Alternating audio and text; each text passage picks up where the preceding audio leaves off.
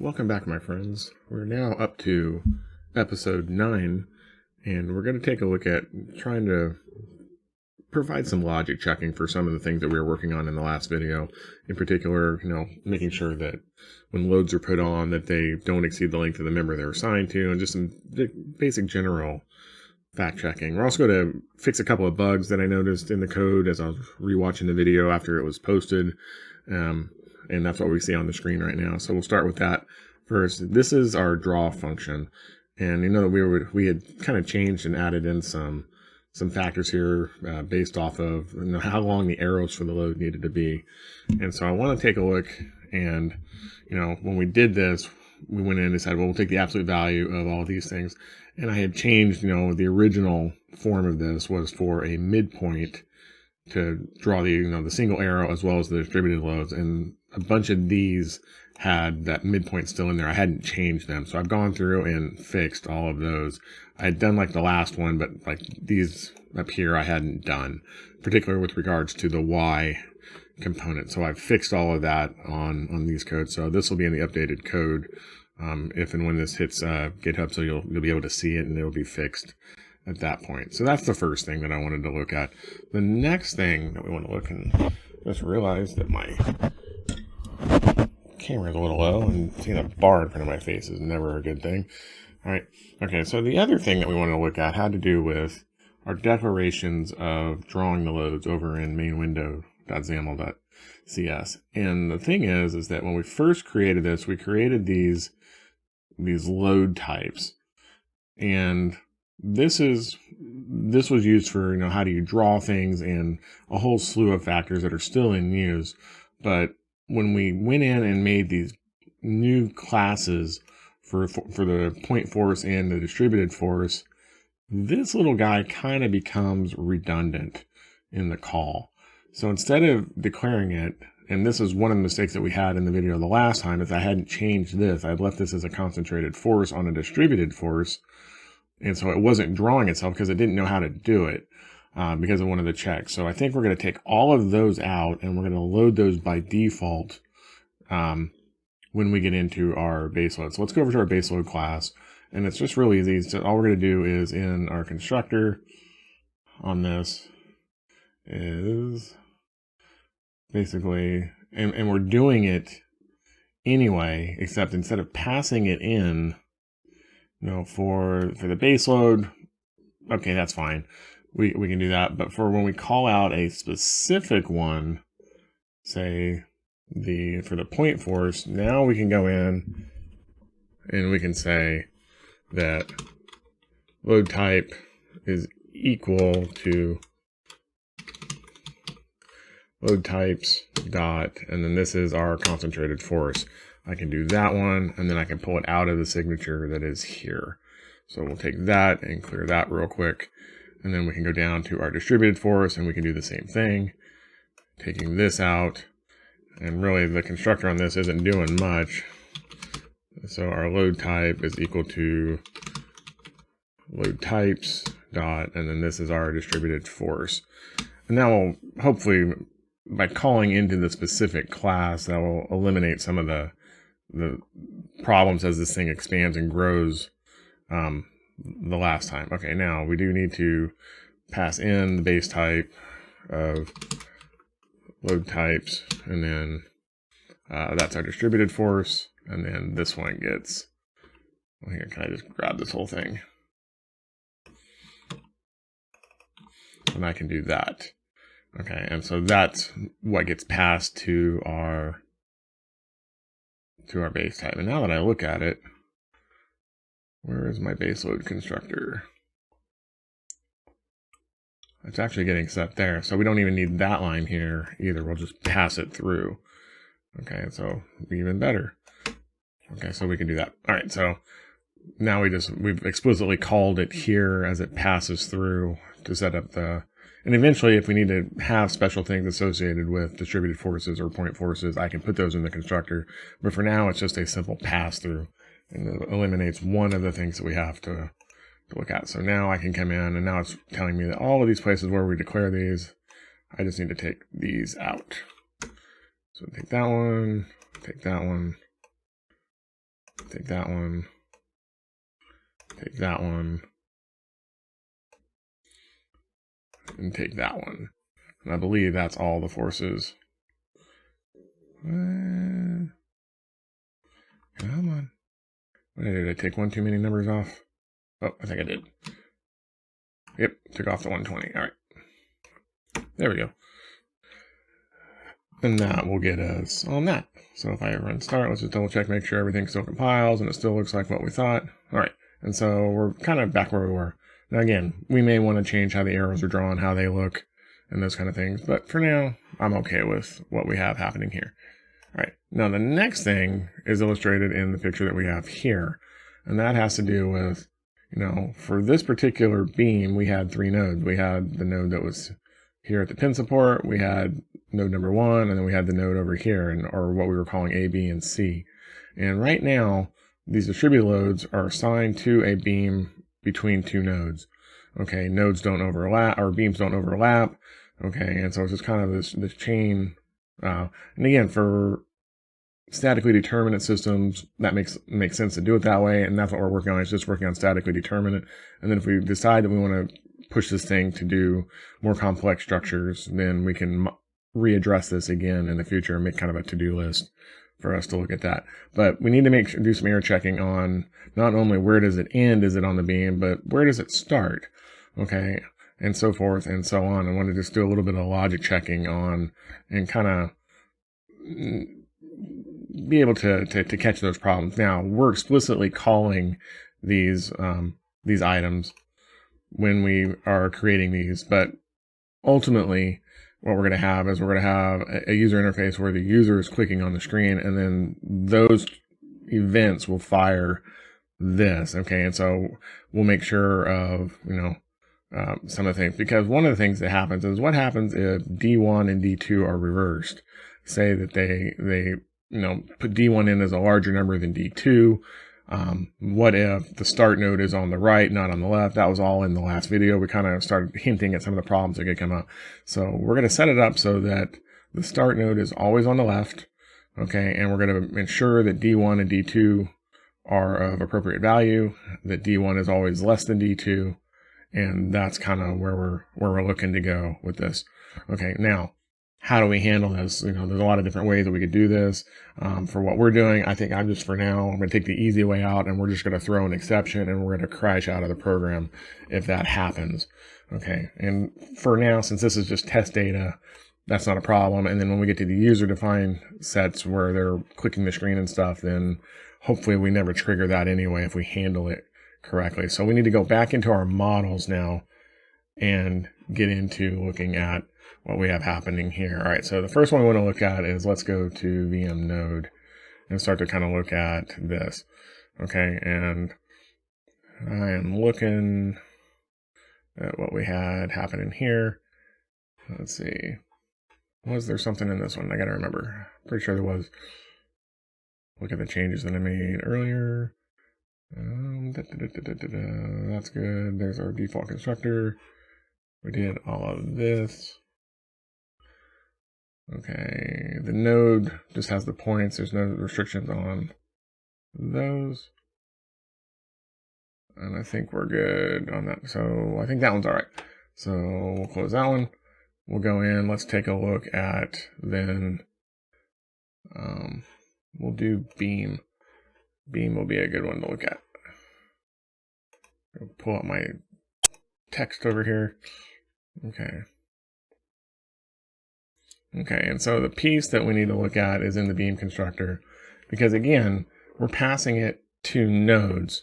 Okay, but what we really want to do is we want to set the leftmost node to be the one on the left. So let's do, okay, if the start node is to the right of the end node, reverse their order in this data object. All right, and so all we're going to do is we're going to say that if the start that gets passed in .x is less than in .x, okay, that's what we hope is happening. All right, and then I can grab these two guys. That's just what we were doing before. Otherwise, we're going to reverse them. Okay, so this is start equals end. Okay, and then end equals start. Again, these are the parameters that are being passed in, and these are the nodes that it knows itself as start and it knows itself as end on those. And that will get us to that one. So that solves that problem. Okay, so that's how we ensure that now the start is on the left, and then we can measure D1, which is the parameter in the load cases that will work to try to resolve that. All right, so we'll get ourselves switched over here. Let's go back over to, we're now in VM base load, and we can kind of start looking at our scenario here. Let's see, there's our enum. Okay, here is our setters for D1, D2, so forth, so on. All right, and then we want to go into, I believe it's the base load. Okay, and so this is what we had originally. So the beam member assigned to doesn't change, the load type, that doesn't change. But what happens if the start node, the start of the distributed load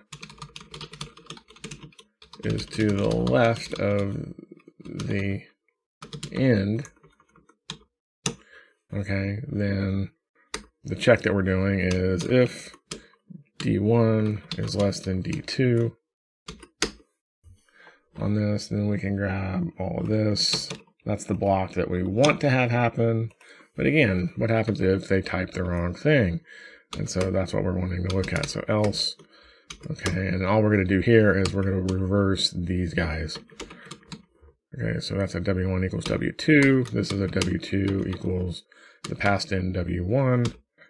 Okay, and then D1 is equal to D1, and then D2 is equal to D1. Oops, that should be a D2 there. All right, and then that's how basically we've just flipped the order in this, and so everything is now consistent for what we have happening on that.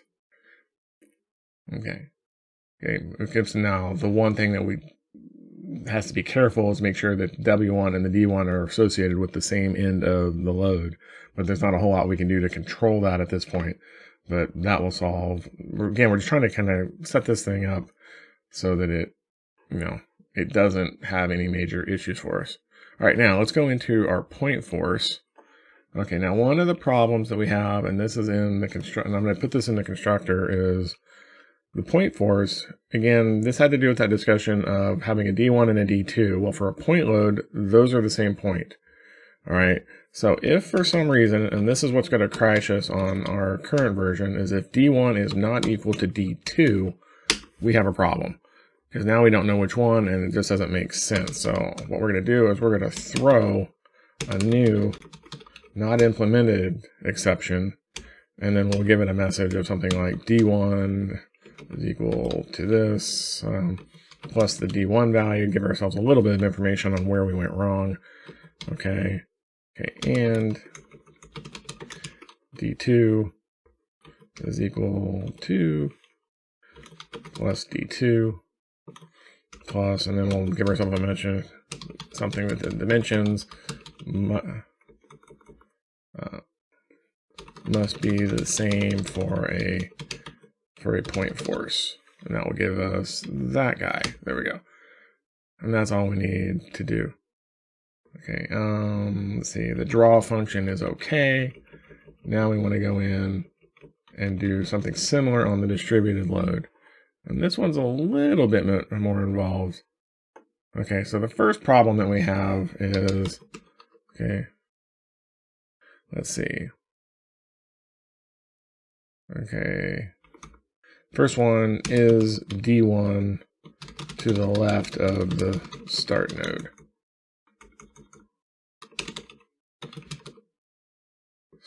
Okay, so let's see. The next one is, okay, are the intensities of W1 and W2 opposite signs? Because again, we don't have a real good way of drawing that at this point, because then we'd have to flip the arrows. And so we're going to say that the loads have to be either between a negative number and 0 or a positive number and 0 for all distributed loads, and then we'll have to split it in order to be able to build up. So that will be another restriction on there.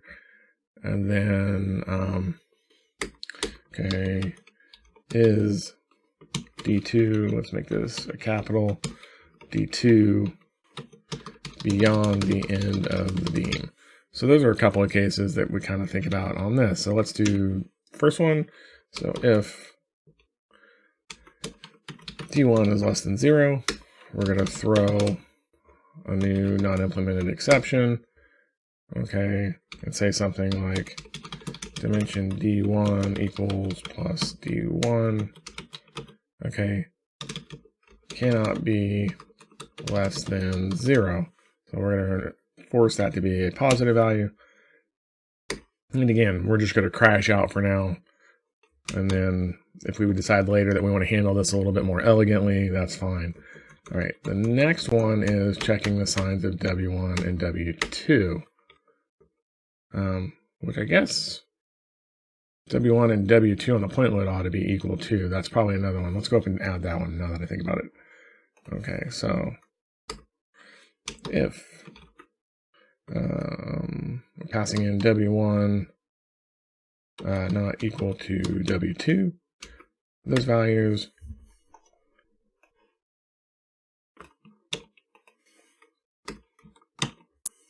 oops, lost a T.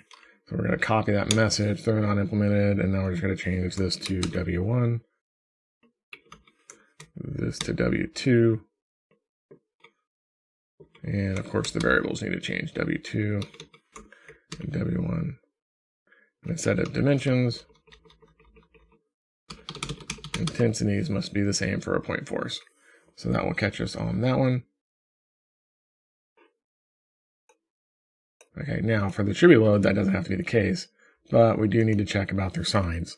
And so this is a little, we're going to do kind of a nested compound if statement, if you will. If W1 is less than 0, okay, and W2 is greater than 0,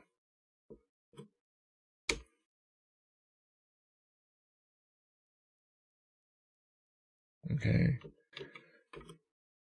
or W1 is greater than 0.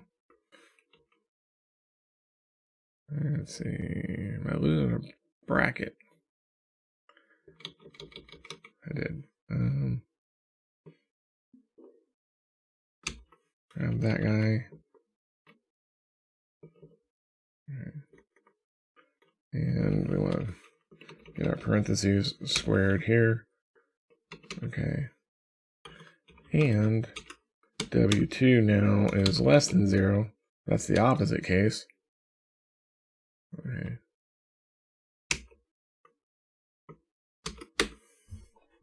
Why?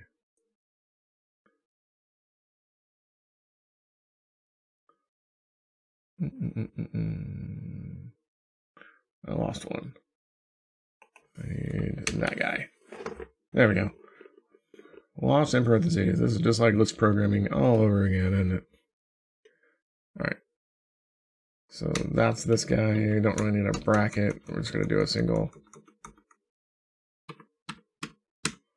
We're going to throw another non-implemented exception and then say something like distributed load magnitude W1,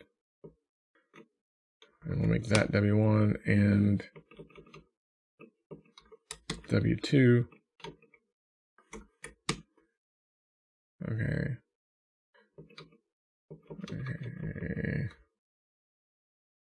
And say something like load intensities cannot be opposite signs. That will get us that one. Be a little bit more excited. Let's put an exclamation point on that. Okay. All right. And again, I lost my T. But that's because I lost the T the first time I did it. Okay. And then now is D2 beyond the end of the beam. Now that we know the start is on the left, now I can come in and say something like if the beam.start.x okay, plus D2 is greater than beam.in.x on there, then I can do a T and I can do something that says dimension D2. Okay. That should be a 2. Gets me that. And then I can take out all of this. Okay.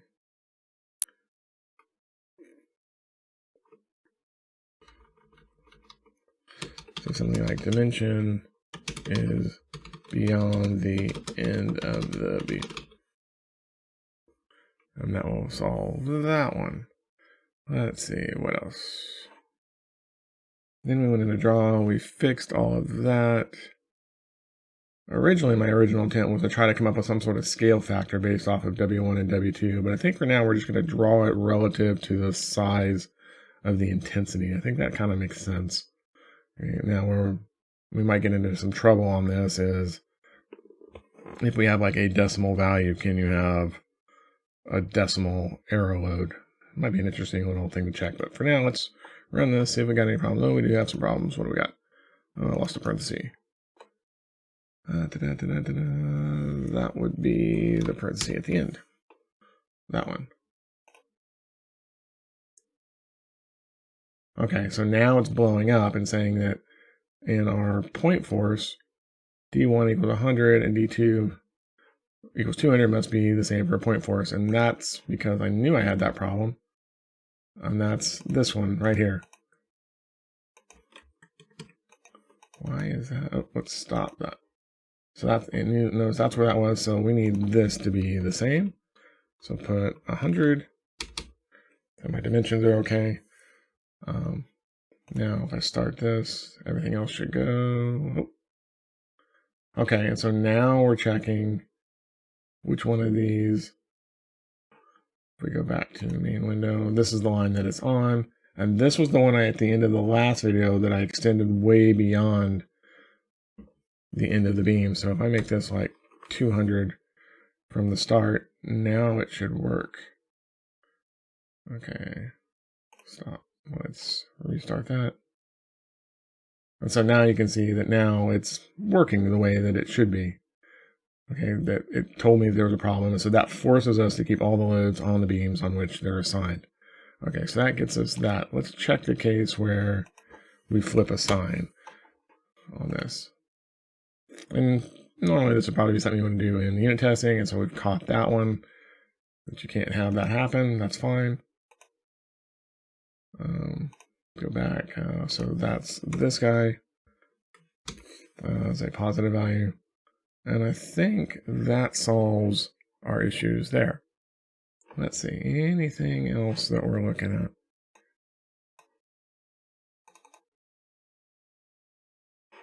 Okay.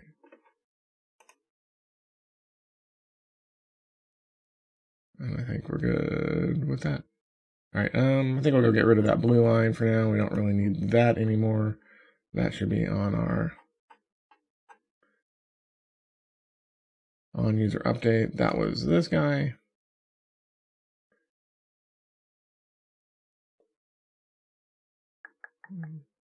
That was our reference node.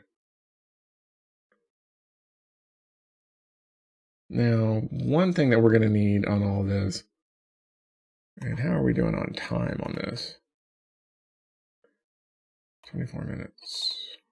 Okay, I think we'll go ahead and start to work on this. We're going to need some helper functions in this one as well, because when we draw a shear in a moment diagram, we always start at the left. Well, right now I have a whole slew of nodes running around and no way of knowing what's the left, what's the right.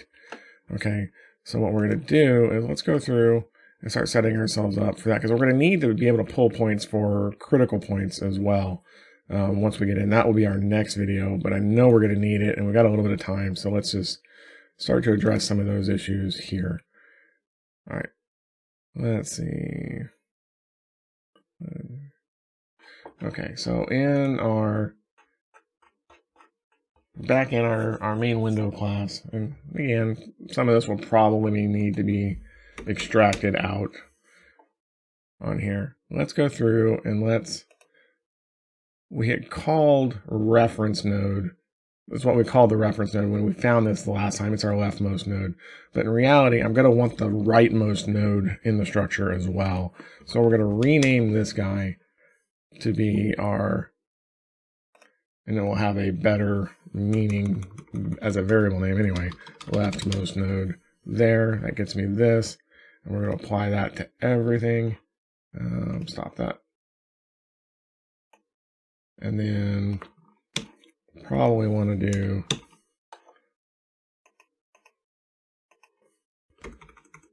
our rightmost node will get us this one. Okay, and we're going to start those off as null. And then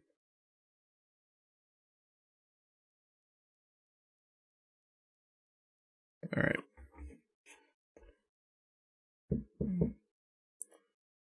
We have an add node.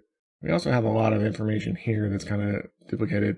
And so every time we add a node into the system, we need to go back and reevaluate these two variables. Okay, so I'm going to make a function in here that is a protected void update beam extents. Looks something kind of like that. Okay, let's see. Okay, first thing is if there aren't current nodes in the list, then we exit. All right, so if our nodes list dot count equals 0, we're going to return because there's nothing to process. Okay. Otherwise, we're going to define a VM node temp as being equal to, again, the first element of that nodes list. So we got to cast it to a VM node type and then do nodes 0, looks something kind of like that. VM node, why do I have double parentheses there? All right, that gets us that one. Okay, and now we're going to first check for the leftmost. And all we're going to do, we're going to brute force this, and we're just going to work our way through this. So for each VM node, we'll call item in nodes. Okay, if item.x is less than temp.x, temp is now going to be made to be item. Okay, else, okay, if item.x equals temp.x, if they're the same, all right, then our tiebreaker is going to be the y value of this. Item.y is less than temp.y. And that should be a capital X. Wow, how did I get lowercase x's on all those? Yes, you should be a capital. Okay, then if that's the case, then temp is equal to item. Otherwise, we don't need to do anything. Okay, and then after we check out of this thing, leftmost node is equal to temp. That will get us there. Okay, now we can check for the right. Okay, now check for our rightmost node. Okay, and so if, now in order to have a right node, I have to have a left node. That means that if nodes.count is greater than 1, now we can come in and kind of do the same basic game. Okay, now that we're inside this is now temp. We're going to just reuse our temp variable. Temp is VM node, and it's nodes, and then nodes.count minus 1 gets us our last one. So regardless of how far it is, okay, And then we're going to do kind of the same thing for each VM node item in nodes.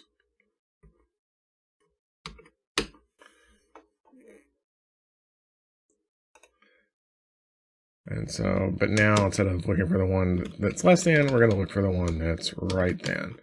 Item X is greater than temp.x. And then temp is equal to item.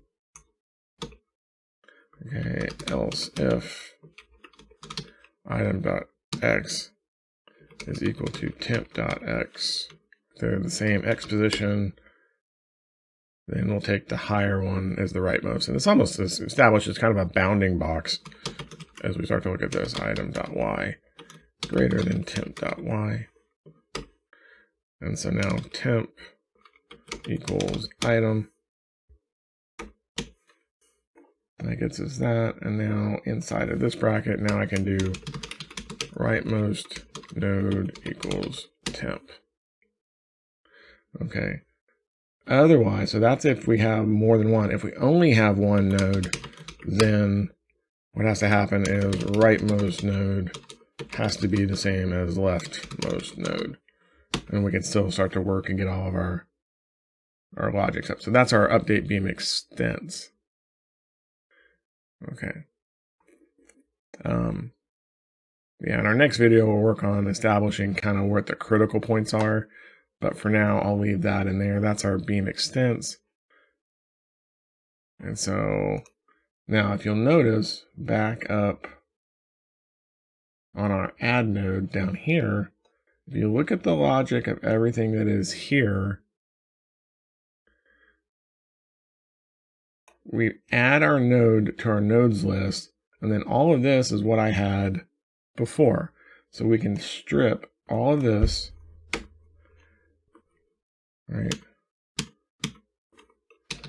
Now update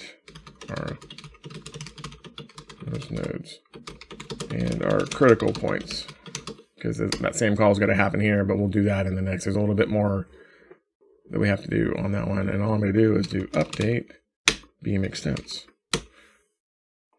and that will get that.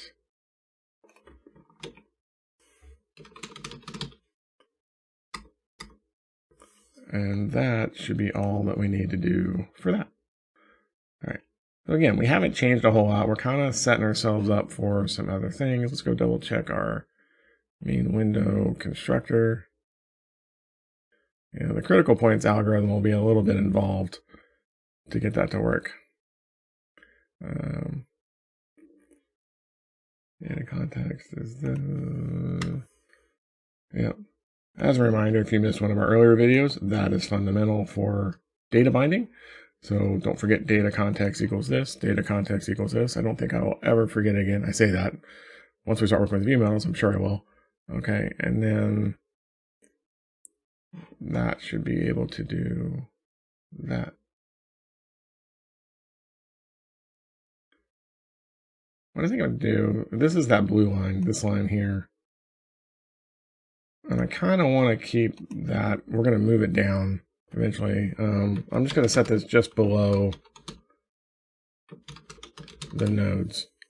All right, and so what will happen is we've got our leftmost node .y, and let's put this, say, 15 units below the leftmost node, and then over here, this will allow us to be able to track if we've actually found the leftmost and the rightmost. And so then this is rightmost node.y plus 15 for now. Again, eventually this will become part of the graph that we generate in when we start doing critical points and drawing all that information. All right, so there you can see, here's our blue line. Oh, I set it right at the bottom. Let's change that dimension to something that we can see. Let's make it, say, 25 and 25. There we go. And so I know there's a lot of lines going on, but it's this blue line is what's tracking our extents. We've dropped it below by 25 units. So we have indeed found the leftmost, and we have indeed found the rightmost. And so we can start to kind of work our way. And the thing that's nice about this with using those node lists is it doesn't care the order of all of this stuff. And now again, I'm brute forcing by doing that loop that steps through the nodes list, and I do it twice, once to find the left, once to find the right. Okay, and again, there's probably a more elegant way, since technically that the only difference is greater than or less than, but for now, again, we just want to get it up, get it working, and we'll worry about that. But now we're set up for our next video to be able to go in and start drawing the critical points and actually start setting up the graph and making this thing start to kind of look like something. So once we get that set, then we'll be able to start doing our calculations and being able to actually figure out what moments and shear values are at different points along the beam. So that's all we've got for now. So anyway, this was a pretty quick one. Just kind of wanted to get a few things squared away. I know this is a 2 for a day, but that's fine. Hope you found it kind of interesting. It's not overly exciting. We didn't make any earth-shattering revelations other than getting some error checking in on the loads, which now I feel a lot more comfortable for that one. Let's see. Now that I think about it, when I go in and we draw, let's go check one thing. I see this on my list over here. This guy. Okay, so we're drawing the loads. It would probably be good to know for now if we have any other cases that we accidentally fumble into. So right now we only have concentrated forces and distributed forces. So let's go through and let's go ahead and add these. And I was getting ready to sign off, and then I saw this. I was like, oh yeah, I need to do this too. So all right. So load type. Let's do the undefined. Okay, and then we'll just let's stop our editing and then do a case. Load types dot load type. I've got a distributed moment, and then a case load types dot load type concentrated moment, and then our default for any others that get added on this. We're just going to throw an exception if we get any other loads. And knowing me, I would probably make that mistake. So, again, we're just going to throw an exception and bomb out in drawing loads of main window.xaml.cs load type detected for which there is no draw defined. There's no draw defined. It's kind of what it is. Because we're wanting to go into the draw. Draw implemented, probably a better word. Implemented. There we go. So again, just kind of a reminder for that. Not doing critical points today. We did all of that. And I think that's going to set us up. Oops. And you probably need not implement. Wow, did I butcher that or what? Implemented. And we'll add the system so we get that exception type. There we go. And that will solve us on that. All right. So there we go. Double check it, make sure everything still runs. Oh, it doesn't. I left off a semicolon, didn't I? Yep, need a semicolon. That would help. Let's get rid of some blank spaces. That gets us that. And so that further resolves all of the... I like having these defined now so that I don't... Kind of where I got into trouble in the last video when I didn't have this one defined. It wasn't drawing. Now it's a reminder, hey, dummy, you didn't define it. So that's probably the better way to do it. Now I just got to make sure that if I go and ever add any other types of forces or effects to our list, we've got to add another one in here, but that's, again, further down the road. So, all right. So there we go. All right. So we've got all our loads figured out. We're throwing exceptions now. So we're guaranteed to be in a certain state at all times as far as the loads and having a stable drawing to work off of. And again, this blue line, we've now starting to get the beginnings of being able to draw our shear moment diagram down below this. In the next video is where we'll start to actually set up the graph, and then we'll do the calculations, actually start implementing the values on the graph once we do that. So that's what we have. So anyway, like I say, short one, sort of 40 minutes. So thanks for coming out again. We'll see you guys in the next video. As always, if you found it useful, think about giving us a thumbs up on the video. Leave us some comments down below. Are you finding stuff? Are there better ways to do this? I know one of the things I had looked at originally was looking at doing is some sort of eye comparator, being able to compare values instead of, or to be able to compare nodal objects. It would be nice to be able to say, is node A to the left of node B without having to run through all of that rigmarole that we had. There's got to be a better way.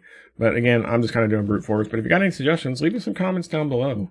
And I'm always looking to improve and always looking to get better. So yeah, anyway, that's what we got. So anyways, you guys have a wonderful evening. Be sure to like and subscribe to the channel, please. And we will see you guys next time. Bye now.